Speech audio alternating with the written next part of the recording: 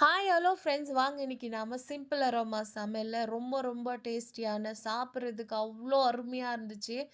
Andhra style chicken chilli fry எப்படி செய்கிறதுன்னு பார்க்கலாம். தேங்காய் பால் ரைஸோட சேர்த்து சாப்பிட்றதுக்கு அட அட அவ்வளோ சூப்பராக இருந்துச்சுங்க. கண்டிப்பாக நீங்களும் வீட்டில் ட்ரை பண்ணி பாருங்கள். இப்போ இது எப்படி செய்கிறதுன்னு பார்க்கலாம் வாங்க.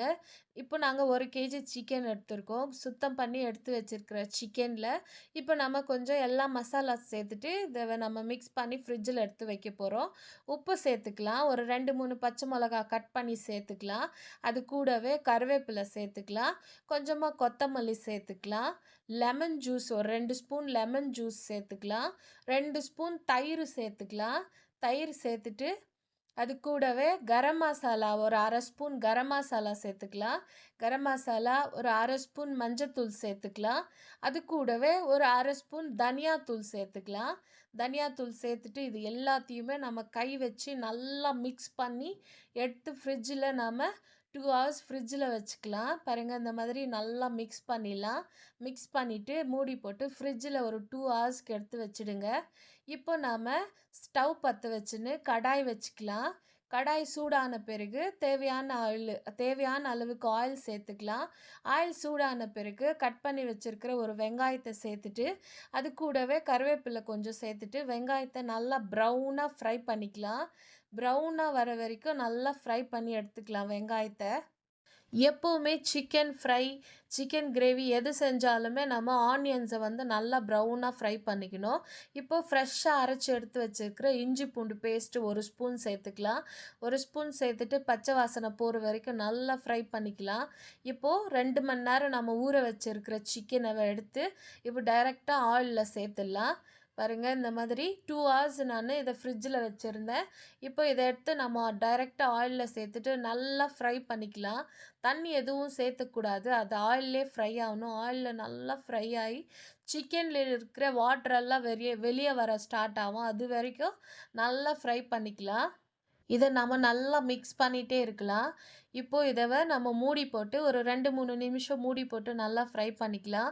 மூடி போடும்போது சீக்கிரமாக ஃப்ரை ஆகும். அதனால தான் மூடி போட்டு மூடி அப்பப்போ எடுத்துட்டு மிக்ஸ் பண்ணி விடணும் மத்தியில். பாருங்கள் இப்போ சிக்கனில் இருக்கிற தண்ணி மட்டும் தான் வந்திருக்கு.